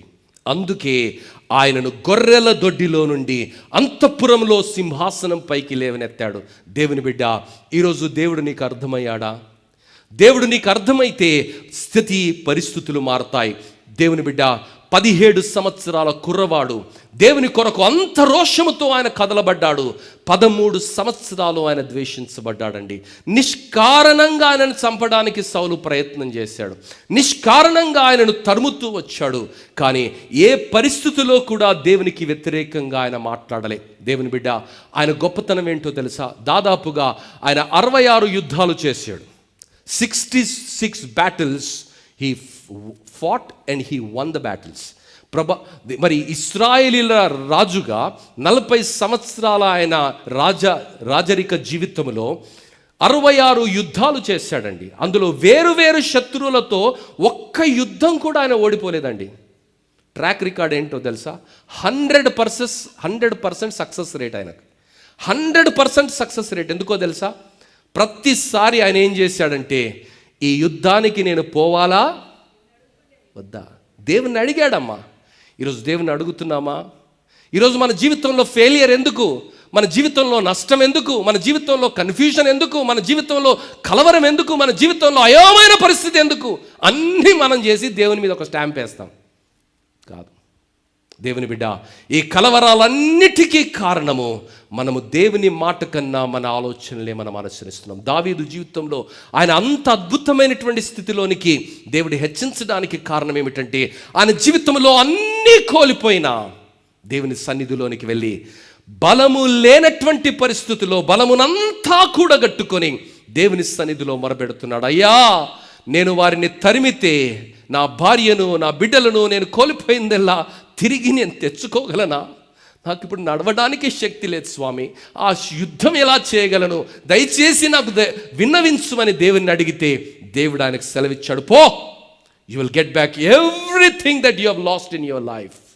దేవుని బిడ్డ, ఆ మాటను పొందుకున్న తర్వాత, దేవుని దర్శనాన్ని పొందుకున్న తర్వాత, దేవుని మాటను నమ్మి అడుగులు వేశాడు. అద్భుతమైనటువంటి శక్తితో యుద్ధం చేశాడు. కోల్పోయినవన్నీ తిరిగి తీసుకుని వచ్చాడు. భయములో నుండి భాగ్యంలోనికి నడిపించబడ్డాడు. దేవుని బిడ్డ, 2026 సంవత్సరంలో దేవుడు ఈ దావీదు జీవితాన్ని ఎందుకు చూపిస్తున్నాడంటే, నీ జీవితంలో ఇంతవరకు జరిగినటువంటి నష్టము, కష్టము వ్యక్తులు కాదమ్మా, వ్యక్తుల ప్రమేయం లేదమ్మా, వ్యక్తులకు అంత సీను కూడా లేదు. దేవుడే అనుమతించాడు. జ్ఞానముతో నీవు స్పందించి ఆ నష్టముతోనే ఉంటావా, ఆ నష్టముతోనే కొనసాగుతావా, లేక ఆ నష్టాన్ని విడిచిపెట్టి దేవుని మాటను బట్టి దేవుని మార్గములో నీవు నడిస్తే దేవుడు నిన్ను ఆశీర్వదిస్తాడు, దేవుడు నిన్ను దీవిస్తాడని నమ్మి దావీదు వలె ప్రతి కార్యానికి ముందు ఆయన దేవుని సన్నిధిలోనికి వెళ్ళి ప్రార్థించి దేవుని మనస్సును అడిగి తెలుసుకొని అడుగులు వేసి అద్భుతమైన విజయాన్ని చూశాడు. 2026 సంవత్సరంలో శాశ్వత శోభాతిశయంగా నిన్ను మారుస్తానని వాగ్దానం చేస్తున్నటువంటి దేవుడు, నిన్ను దీవిస్తానని వాగ్దానం చేస్తున్న దేవుడు, నీ కుటుంబాల్లో ఆనందము, నీ ద్వారా అనేకులకు ఆనందాన్ని, శాశ్వత ఆనందంగా, సంతోషంగా నిన్ను మలుచుతానని వాగ్దానం చేస్తున్న దేవుడు. ఈరోజు నీ జీవితాన్ని మలచాలి అంటే దావీదులా ప్రవర్తించడం నేర్చుకోవాలి. మూడవదిగా, చివరిదిగా, హిజ్కియా. యెషయా గ్రంథము 38వ అధ్యాయము 5వ వచనంలో మనం గమనిస్తే హిజ్కియా ఈ విధముగా ప్రార్థన చేస్తున్నాడు. ఏమని? హిజ్కియా గ్రంథము 38వ అధ్యాయం 5వ వచనం, నీవు తిరిగి హిజ్కియా వద్దకు వెళ్ళుము, పోయి అతనితో ఇట్లనుము, నీ పితరుల దేవుడైన దావీదునకు దేవుడైన యెహోవా నీకు సెలవిచ్చినదేమనగా, నీవు కన్నీళ్లు విడుచుట చూచితిని. అమ్మా, నీ కన్నీళ్ళను దేవుడు చూస్తున్నాడు, నీ అవమానాలను దేవుడు చూస్తున్నాడు. ఏడ్చి ఏడ్చి కళ్ళలో నుండి నీళ్లు ఇనికిపోయాయి. కొంతమంది చెప్తుంటారు అమ్మలు, సార్ ఏడవడానికి కళ్ళల్లో నీళ్ళు కూడా లేవు సార్, అంతగా కన్నీరు కార్చాం, కానీ ఇంకా జవాబు రాలే. అమ్మా, నీవు నేను ఆరాధిస్తున్న దేవుడు జీవము లేనటువంటి వాడు కాదు, ప్రాణం లేనటువంటి వాడు కాదు, మనస్సు లేనటువంటి వాడు కాదమ్మా. మనస్సున్నవాడు, ప్రాణం ఇచ్చినవాడు, ప్రాణానికి దాత అయినవాడు, మన పరిస్థితుల్ని ఎరిగినటువంటి వాడు, మన ఆరోగ్య పరిస్థితులు ఎరిగినవాడు, మన ఆర్థిక పరిస్థితులు ఎరిగినటువంటి వాడు, మన సామాజిక నేపథ్యాన్ని ఎరిగినటువంటి వాడు ఈ మాటలు నీకు వినిపిస్తున్నాడు. హిజ్కియా దగ్గరికి దేవుడు వర్తమానం పంపించాడు. మళ్ళా ప్రవక్త తిరిగి వెళ్ళి ఏమంటున్నాడు, నీవు తిరిగి హిజ్కియా వద్దకు పోయి అతనితో ఇట్లనుము, నీ పితరుడైన దావీదునకు దేవుడనైన యెహోవా నీకు సెలవిచ్చినదేమనగా, నీవు కన్నీళ్లు విడుచుట చూచితిని, నీ ప్రార్థన నేను అంగీకరించినాను, ఇక 15 సంవత్సరముల ఆయుష్ నీకు ఇచ్చేది. ఆయన ఏమని ప్రార్థన చేశాడమ్మా? హిజ్కియా ఏమని ప్రార్థన చేశాడు? దేవుని బిడ్డ, టచ్ అని ప్రార్థన చేయలే, హుట్ అని ప్రార్థన చేయలే, విచిత్రమైన ప్రార్థనలు ఏం చేయలేదు. ఈరోజు అన్ని విచిత్రాలు వింటున్నాం, అవే నిజమని తలుస్తున్నాం, ఎందుకంటే మనకి ఇది తెలియదు కదా. అని ఏమని ప్రార్థన చేశాడు చూడండి. 2వ వచనం, అతడు తన ముఖమును గోడ తట్టు తిప్పుకొని, యెహోవా, యథార్థ హృదయుడనై సత్యముతో నీ సన్నిధిని నెట్లు నడుచుకొంటినో, నీ దృష్టికి అనుకూలముగా సమస్తమును నేనెట్లు జరిగించుతునో కృపతో జ్ఞాపకము చేసుకోమని హిజ్కియా కన్నీళ్లు విడుచుచు యెహోవాను ప్రార్థింపగా. అమ్మా, దేవుని బ్రతిలాడుతున్నాడు, అయ్యా ఈ దుష్టమైన లోకంలో, అన్యాయమైనటువంటి లోకంలో, మోసమున్న లోకంలో, అక్రమం ఉన్నటువంటి లోకంలో, దేవుని నామములో అన్యాయం జరుగుతున్నటువంటి లోకంలో నీతిగా బ్రతికానయ్యా, పరిశుద్ధంగా బ్రతికానయ్యా, హృదయ శుద్ధితో నేను బ్రతికానయ్యా, యథార్థంగా బ్రతికాను, త్రికరణ శుద్ధితో నేను బ్రతికానయ్యా, నన్ను దయచేసి జ్ఞాపకం చేసుకో. నేను చేసినటువంటి సమస్తాన్ని, నీకు అనుకూలంగా నేను చేసిన ప్రతి కార్యాన్ని నీ సన్నిధిలో దయచేసి కృపతో నన్ను జ్ఞాపకం ఉంచుకోమని కన్నీళ్లతో ప్రార్థన చేశాడు. విచిత్రమైన విన్యాసాలు చేస్తూ, అరుస్తూ, కేకలేస్తూ, టచ్ బచ్ అని విచిత్రమైన నెంబర్ కనిపిస్తుంది, సిలిండర్లు నిండుతున్నాయి, పైసలు దొరుకుతున్నాయి, బంగారం, ఏం బోధలయ్యాయండి అబ్బా. అవమానకరమైనటువంటి పరిస్థితులు కనిపిస్తున్నాయి. Don't fall prey to such kind of jokers. They are not preachers. Anyway, they are not the men of God. దేవుని బిడ్డ, అలాంటి ఒక భయంకరమైనటువంటి వాతావరణంలో నీవు నేను దేవుడు జ్ఞాపకం చేస్తున్నాడు. హిజ్కియా వలె ప్రార్థన చేయాలి.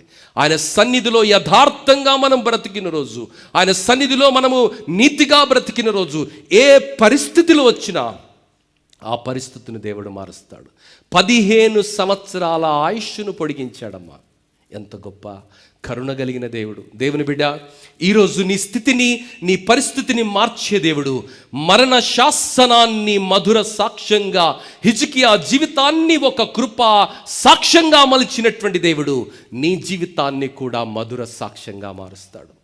మరణ శాసనాలను మధుర సాక్ష్యంగా మారుస్తాడు. నీ జీవితాన్ని ఒక ఆశీర్వాదంగా మారుస్తాడు. తాత్కాలికమైన వాటి వెంట పరుగులు తీయటం కాదు, దేవుని ఆలోచనతో మనం ముందుకు వెళదాం. దేవుని బిడ్డ, అంతవరకు ఆయన జీవితం మరో స్థాయిలో ఉంది. ఆ తర్వాత ఒక అద్భుతమైన ప్రేరణగా మార్చబడింది. దేవుడు అంటున్నాడు, నిన్ను ఈ ప్రస్తుతం ఉన్నటువంటి పరిస్థితులు నియంత్రించలేవు. కారణం, ఆ పరిస్థితుల్లోనికి నేనే నడిపించాను, ఆ పరిస్థితుల్లో నుండి నేనే విడిపిస్తాను నువ్వు ప్రార్థన చేస్తే. దేవుని సన్నిధిలోనికి వెళ్ళి, అవును ప్రభా, 2026వ సంవత్సరంలో ఎంబీ బేతేలు సంఘానికి ప్రవచనాత్మకంగా నీ దాసుల ద్వారా మీరు ఇచ్చినటువంటి ఈ మాటను నేను నమ్ముతున్నానయ్యా. 2026వ సంవత్సరంలో నన్ను, నా కుటుంబాన్ని, నా సంఘాన్ని విశాలపరుస్తానని వాగ్దానం నమ్ముతున్నానయ్యా. నన్ను, నా కుటుంబాన్ని, నా సంఘాన్ని ఆశీర్వదిస్తావని నేను నమ్ముతున్నానయ్యా. 2026వ సంవత్సరంలో నన్ను, నా కుటుంబాన్ని, నా సంఘానికి నీవు తోడయుండి నడిపిస్తావని నేను నమ్ముతున్నానయ్యా. 2026వ సంవత్సరంలో నన్ను, నా కుటుంబాన్ని, నా సంఘాన్ని నీవు కాపాడుతావని, ప్రతి కీడు నుండి, ప్రతి అపాయం నుండి, ప్రతి అయోమయంలో నుండి, ప్రతి మోసములో నుండి మమ్మల్ని కాపాడి రక్షిస్తావని నమ్మి నీకు వందనాలు చెల్లిస్తున్నాను. నన్ను, నా కుటుంబాన్ని, మా సంఘాన్ని శాశ్వతమైనటువంటి దీవెనల చేత అనేకులకు ఆశీర్వాదకరంగా మలుస్తావని ప్రార్థన చేస్తున్నాను, నమ్ముతున్నానని చెప్పడం నేర్చుకుందాం. దేవుని బిడ్డ, నీ చిత్తమైతే జరిగించు, నీ చిత్తమైతే జరిగించు అన్నటువంటి కాదు. నీ చిత్తం ఏంటంటే దేవుని నామములో మీరు ఫలించి, అభివృద్ధి పొంది, విస్తరించి, భూమిని నిండింపజేయాలమ్మా. అది దేవుని చిత్తము. మీరు బహుగా ఫలించాలన్నది దేవుని చిత్తము. యెహోవా ఆశీర్వాదము, ఐశ్వర్యం ఇచ్చును, దేవుని చిత్తము. నరుల కష్టార్జితము చేత అది ఎక్కువ కాదు, అది దేవుని చిత్తము. మరి యెహోవా ఇల్లు కట్టించని ఎడల దాని కట్టువారి ప్రయాసము వ్యర్థము, అది దేవుని చిత్తము. యెహోవా పట్టణమును కాపాడని ఎడల దాని కావలి కాయువారు మెలకొని మరి వ్యర్థమే అని దేవుని వాక్యము సెలవిస్తుంది, అది దేవుని చిత్తము. దేవుని చిత్తం ఏమిటంటే నువ్వు ఆశీర్వదించబడాలి, నువ్వు విస్తరించబడాలి, నువ్వు దీవించబడాలి, నువ్వు ఆరోగ్యంగా ఉండాలి, సంతోషంగా ఉండాలి, నీతిగా ఉండాలి, యథార్థంగా ఉండాలి. నిన్ను బట్టి అనేకులు సంతోషించాలి, నిన్ను బట్టి అనేకులు దీవించబడాలి, నిన్ను బట్టి దేవుని నామము ప్రపంచంలో ప్రకటించబడాలి. నిన్ను బట్టి మనుషులందరూ ఈయన ఆరాధిస్తున్నటువంటి దేవుడు ఇంత అద్భుతకరమైనటువంటి దేవుడు, ఇంత ఆశ్చర్యకరమైనటువంటి దేవుడు, ఇంత ఘనమైనటువంటి దేవుడు అని మనుషులందరూ కూడా ఆయన సన్నిధానంలోనికి పరుగులు తీసి వచ్చే విధంగా ఉండాలి. కానీ నిన్ను చూసి, అబ్బో వీని దేవుడా, వీడే ఒక ఐటెం అంటే ఇంకా వీని దేవుడు ఎట్టుంటాడు అని అనుకుంటున్నారా? అలాంటిది కాదు. దేవుని బిడ్డ, దేవుని వాక్యము సెలవిస్తుంది, నేను మిమ్మలను ఆశీర్వదిస్తాను. గతాన్ని మర్చిపోదాం, గతాన్ని విడిచిపెడదాం, ఆశీర్వాదాలను వారసులుగా మనం పిలువబడ్డాం. దేవుని బిడ్డ, ఆశీర్వాదాలను శాశ్వతమైనటువంటి దీవెన చేత, బహుతరములకు జీవన చేత దేవుడు మరుస్తానంటున్నాడు. నీ జీవితం పునర్నిర్మితమవుతుంది, తిరిగి నిర్మించబడుతుంది. దేవుని బిడ్డ, నీ జీవితాన్ని పునర్నిర్మించబోతున్నాడు దేవుడు. God is going to rebuild your life. God is going to rewrite your story. God is going to remake your life. Hallelujah. బండిని రీమేక్ చేస్తే దాని వాల్యూ చాలా ఉంటుంది. నా దగ్గర ఒక అన్న వచ్చి అడుగుతాడు, ఈ బుల్లెట్ నీది అమ్ముతావా అంటాడు. అమ్మడానికి చాలా ఆల్మోస్ట్ టెంప్ట్ అయిపోయినా నేను. నా బిడ్డ అన్నది అమ్మొద్దు డాడీ అని, ఎందుకంటే దాని మీద నా డేట్ ఆఫ్ బర్త్ ఉన్నది, నాకు కూడా తెలియదు. 1311 అని ఉంటుంది నా బండి మీద. ఎందుకు, ఏం చేస్తావు పాత బండి తీసుకొని, పాతదిగా 20 years old bullet, old standard bullet, దాన్ని రీమేక్ చేస్తే డబుల్ ద వాల్యూ వస్తుంది. Remake gives you lot of value and enhancement of the value. కొన్ని అపార్ట్మెంట్స్కి మేము వెళ్తుంటాం, అరే అప్పుడు వచ్చినప్పుడు ఎట్లా గమ్మత్తుండే బ్రదర్, ఇప్పుడు రూపురేఖలే మార్చేశారే, సూపర్, ఎంత బ్యూటిఫుల్, ఎంత బ్రైట్, ఎంత స్పేషియస్గా. ఏం చేశారు బ్రదర్ అంటే రీమేక్ చేశామండి, రీమోడలింగ్ చేశామంటారు. దేవుని బిడ్డ, ఒక టెక్నీషియన్ రీమోడలింగ్ చేయగలిగితే, ఒక మేసన్ రీమోడలింగ్ చేయగలిగితే, దేవుడు నీ జీవితాన్ని రీమోడల్ చేయలేడా? దేవుడు నీ జీవితాన్ని రీమోడల్ చేస్తాడమ్మా. Trust God, never give up, never look into your problems. కొంతమందికి ఎప్పుడు ప్రాబ్లమ్స్ తప్ప పాజిటివ్ ఏం కనిపించదమ్మా. దేవుని వాక్యం అంటుంది, ఆయన ఉన్న ప్రాబ్లమ్స్ గురించి ఆయన మాట్లాడలే, దేవుని గురి ఇచ్చి ఆయన ప్రార్థన చేశాడు. దేవుని బట్టి దావీదు ధైర్యపరుచుకున్నాడు. దేవునికి హన్నా ప్రార్థన చేసింది.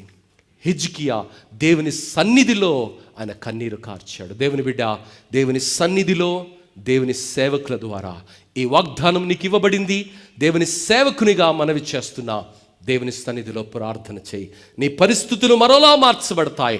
2026వ సంవత్సరం జనవరి 4వ తారీఖు నీ జీవితంలో సువర్ణాక్షరాలతో లిఖించబడే అద్భుతమైన ఘట్టంగా మార్చబడాలి. లేచి నిలవబడి, నా జీవితాన్ని దేవుడు ఈ వర్తమానాన్ని బట్టి మార్చాడు, ఈ వాగ్దానాన్ని బట్టి మార్చాడు, ఆ పరిస్థితుల్లో నా ఆలోచనలో నేను పరివర్తనను రావడాన్ని బట్టి దేవుడు నన్ను మలిచాడన్నది నీ సన్నిధిలో సాక్ష్యంగా వినబడాలి. దేవుని బిడ్డ, నీ అడ్రస్ను మార్చే దేవుడు, నీ రూపాన్ని మార్చే దేవుడు, నీ స్థితిని మార్చే దేవుడు, నీ విలువను కూడా మార్చే దేవుడు. అదే నిన్ను శాశ్వతమైన శోభాతిశయముగా మార్చేదను.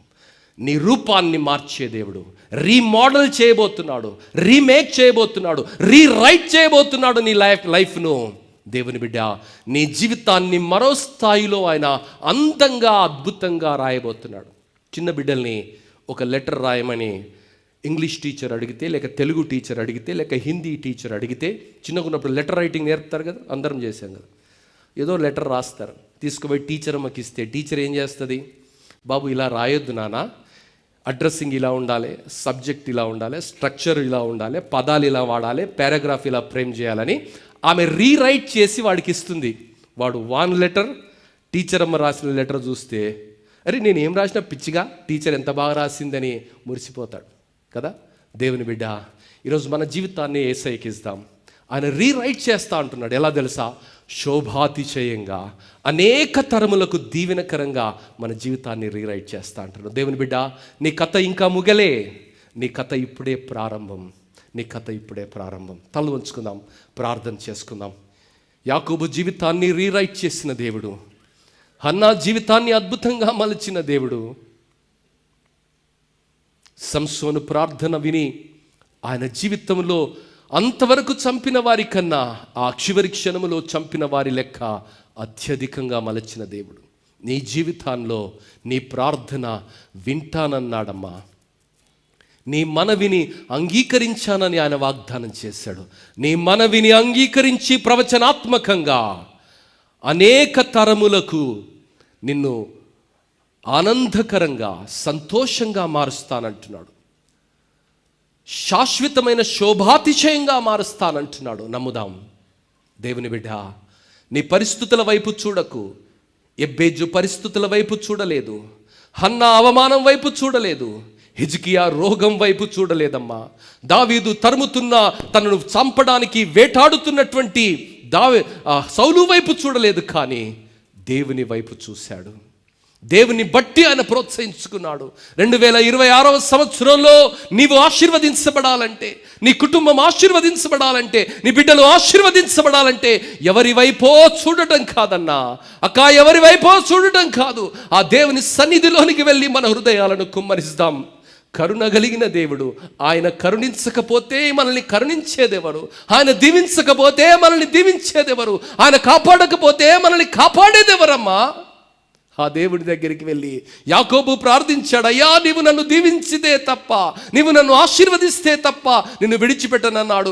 మరి ఎబ్బేజు ప్రార్థన చేశాడు, నీవు నన్ను ఆశీర్వదించాలయ్యా, నా అవధులను విశాలపరచాలయ్యా, నాకు నెమ్మది దయచేయాలి, నాకు ఆరోగ్యం దయచేయాలన్నాడు. హిజ్కియా దేవుని సన్నిధిలో ప్రార్థన చేశాడు, అయ్యా కన్నీటితో ప్రార్థన చేస్తున్నాను, నా బ్రతుకును ఒక్కసారి దృష్టించు, ఎంత నీతిగా బ్రతికానో, ఎంత యథార్థంగా బ్రతికానో, ఎంత నిష్ఠగా బ్రతికానో నువ్వు చూస్తున్నావయ్యా. ఈ రోగం నాకు ఎందుకు వచ్చింది స్వామి? ఆ రోగాన్ని బడిలో నేను చనిపోతే అవమానం అవుతుందయ్యా, నా దయచేసి నా జీవితాన్ని జ్ఞాపకం చేసుకోమంటే కరుణ కలిగిన దేవుడు, కృప కలిగిన దేవుడు, వాగ్దానాన్ని ఇచ్చి నెరవేర్చే దేవుడు ఆయన దగ్గరికి వెంటనే వర్తమానాన్ని పంపించి 15 సంవత్సరాల బోనస్ను ఇచ్చాడు.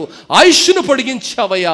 మా జీవితాలను ప్రభా రీమోడల్ చేయగలిగినటువంటి వాడవు. మా జీవితాలను ప్రభా అవమానములో నుండి ఆశీర్వాదములోనికి మార్చగలవు. మా జీవితాలను ఎక్కడనైతే మేము పడిపోయామో అక్కడనే లేవనెత్తి ఒక వింతగా, ఒక ఆశ్చర్యంగా, ఒక అద్భుతంగా నీవు నిలుపగలవన్నది నీవు చెబుతున్నటువంటి సత్యము ప్రభా. అవును, ఎంబీ బేతేల్ సంఘము ఎక్కడనైతే అవమానపరచబడ్డామో, ఎక్కడనైతే నిందించబడ్డామో, ఎక్కడనైతే దూషించబడ్డామో, ఎక్కడనైతే తోలివేయబడ్డామో, ఎక్కడనైతే ప్రభా మేము వింతగా విడ్డూరంగా ఉన్నామో అదే స్థలములో నీ నామ మహిమార్థమై శాశ్వతమైన శోభాతిశయంగా అనేకుల జీవితాలకు మేలుకరంగా, దీవెనకరంగా, ఆశీర్వాదకరంగా మమ్ములను, మా కుటుంబాలను, సంఘాలను మార్చుతామని వాగ్దానం చేస్తున్నాము. ఆ వాగ్దానాలు అక్షరార్థంగా మేము నమ్ముతున్నాము స్వామి. నమ్మగలిగిన మనస్సును మాకు ఇవ్వండి అయ్యా. వాక్యము వెత్తుకొని పోకుండా విత్తబడిన వాక్యము ప్రభ నీరు కట్టి ఫలింపచేయ్యా. మా హృదయాలలో నీరు కట్టండి స్వామి. నీ వాక్యానికి బలాన్ని ఇవ్వండి స్వామి. నీ వాక్యము వేళ్ళూళ్ళుకొని మా హృదయాలలో వటవృక్షంగా మార్చబడాలి. మా జీవితాలను అవి ప్రభావితం చేయాలి. మా బ్రతుకులను అది ప్రభావితం చేయాలి. మా కుటుంబాలను అది ప్రభావితం చేయాలి. మా సంఘాలను అది ప్రభావితం చేయాలి. మా చుట్టూ ఉన్న సమాజాలను అది ప్రభావితం చేసే విధంగా మా జీవితాలను శాశ్వతమైనటువంటి అతిశయము చేత, శోభ చేత, ఘనత చేత, అందము చేత, గౌరవం చేత అలంకరింపజేయండి అయ్యా. మా జీవితాలను మార్చండి స్వామి. మా జీవితాలను మార్చండి. ఆ రోజు ఆ మోసగాన్ని ఇశ్రాయేలుగా మార్చావు ప్రభా. మరి గొడ్రాలా అని సంబోధించినటువంటి ఆ గర్భమే ఒక ప్రవక్తను మోసిన శ్రేష్టమైనటువంటి గర్భంగా నువ్వు తీర్చిదిద్దావు కదా స్వామి. ఆ రోజు ప్రభ ఇతడు ఇంకా చావుకు సిద్ధమవుతున్నాడు అనుకున్నటువంటి వ్యక్తిని 15 సంవత్సరాల ఆయుష్ను కృపచేత పొరిగించావు కదా నాయన. ప్రభా శత్రువుగా పరిగణించబడి చేయని నేరానికి 13 సంవత్సరాలు వనవాస జీవితాన్ని, వేటాడబడిన జీవితాన్ని, తరిమివేయబడినటువంటి జీవితాన్ని, నిరాకరించబడిన జీవితాన్ని జీవించిన దావీదును సింహాసనం పైకి నువ్వే లేవనెత్తావు కదా నాయన. ఈరోజు నీ సన్నిధిలో తల వంచి ప్రార్థన చేస్తున్న ప్రతి అన్న, ప్రతి అక్క, ప్రతి చెల్లి, ప్రతి తమ్ముని ప్రార్థనను విను స్వామి. శాశ్వతమైన జీవన చేత, శోభాతిశయముల చేత వారిని అలంకరించండి. నీ కృపలో వారి జీవితాలు నీ ప్రభా రేపటిని అద్భుతంగా, ఫలభరితంగా, జయ జీవితంగా, అనేకులకు ఆశీర్వాదకరంగా, దీవెనకరంగా మలచబోతున్నందుకు మీకు వందనాలయ్యా. ఈ వాగ్దానాన్ని నమ్ముతున్నామయ్యా. యెషయా గ్రంథము 60వ అధ్యాయం 15వ వచనం 2వ భాగాన్ని నమ్ముతున్నాము స్వామి. 2025వ సంవత్సరం వరకు ఒక లెక్క, 2026వ సంవత్సరం నుండి మరొక లెక్క. మమ్ములను, మా జీవితాలను, మా కుటుంబాలను, సంఘాలను నువ్వు ఆశీర్వదించబోతున్నావు. మా పాత ఆలోచనలు, మా పాత తలంపులను, మా పాత జీవితాలను ప్రభా సమాధి చేస్తూ క్రీస్తుతో శోభాతిశయమైనటువంటి తరంగా, అనేక తరాలను ప్రభావితం చేయడానికి శాశ్వతమైనటువంటి జనాంగంగా నీ సన్నిధిలో as we are emerging into your likeness, empower us, O Lord. మమ్మల్ని శక్తితో నింపండి ప్రభా. మా జీవితాలను ప్రభావితం చేయండి అయ్యా. మా కుటుంబాలను ప్రభావితం చేయండి స్వామి. నీ కృపలో మమ్మల్ని జ్ఞాపకం చేసుకునండి. ఒక్క నిమిషం ప్రార్థన చేయి. అయ్యా, నన్ను తరతరములకు ఆశీర్వాదకరంగా, శాశ్వతమైన శోభాతిశయంగా మలచుమని నీ నోరు తెరిచి నీ హృదయములో నమ్మి ప్రార్థించు. ఆ రోజు పెదవులాడకుండా చేయబడిన ప్రార్థన విని సమూయేలునిచ్చిన దేవుడు, నీ హృదయంలో నువ్వు పలుకుతున్న ప్రతి మాట దేవుడు చూస్తున్నాడు. అమ్మా, నీ భయం దేవునికి తెలుసు, నీ అవమానం దేవునికి తెలుసు అన్నా. నీ బాధ, నీ కష్టం, నీ వేదన యేసయ్యకు తెలుసు. కొత్తగా వివరించవలసిన అవసరం లేదు. అద్భుతాన్ని జరిగిస్తాడు. Trust. 2026 would be an amazing year. 2026 will bring so much of God's favor into your life. దేవుని కృప, కనికరము, దేవుని సన్నిధి నీ చేత నీ కుటుంబం దీవించబడుతుంది. నువ్వు ఆశీర్వదించబడతావు. ఊహించని మేలుల చేత నీవు నింపబడతావు. ఏ డాక్టరు కూడా 15 సంవత్సరాల ఆయుష్ను గ్యారంటీ ఇవ్వలేడమ్మా. దేవుడు మాత్రమే ఇవ్వగలడు. ఏ డాక్టర్ కూడా గర్భాన్ని పండించలేడమ్మా, దేవుడు మాత్రమే చేయగలడు. ఏ రాజకీయ నాయకుడు కూడా నీ పరిధులను విశాలపరచలేడు, దేవుడు మాత్రమే చేయగలడు. దేవుని బిడ్డ, ఈరోజు నమ్ముదాం, ఆ దేవుడే వాగ్దానం చేస్తున్నాడు. నమ్మి 2026 సంవత్సరం ఆశీర్వాదానికి వారసులుగా పిలువబడిన మనము ఆశీర్వాదంగా జీవిస్తాం, అద్భుతంగా జీవిస్తాం, ఆశ్చర్యంగా జీవిస్తాం, ఆయన సాక్షిగా జీవిస్తాం. ఆ కృప దేవుడు దయచేయనుగాక. పరలోకమందున్న మా మంచి తండ్రి, మీకు వందనాలయ్యా. ఈరోజు నీ వాగ్దానము చేత మమ్మల్ని అందరినీ ప్రోత్సహించినందుకు మీకు వందనాలు. అవును, this is not the thought of the auditors or administrators, Lord. It is your divine leading. It was your inspiration for them to seize that verse. ఆ వచనాన్ని సంఘానికి ఒక వాగ్దానంగా ఇవ్వడానికి నీ దాసుల హృదయాలను పురిగొలిపి ఈరోజు ఈ మాటలను పలకడానికి ప్రేరేపించి నడిపించిన విధానాన్ని బట్టి మీకు వందనాలు.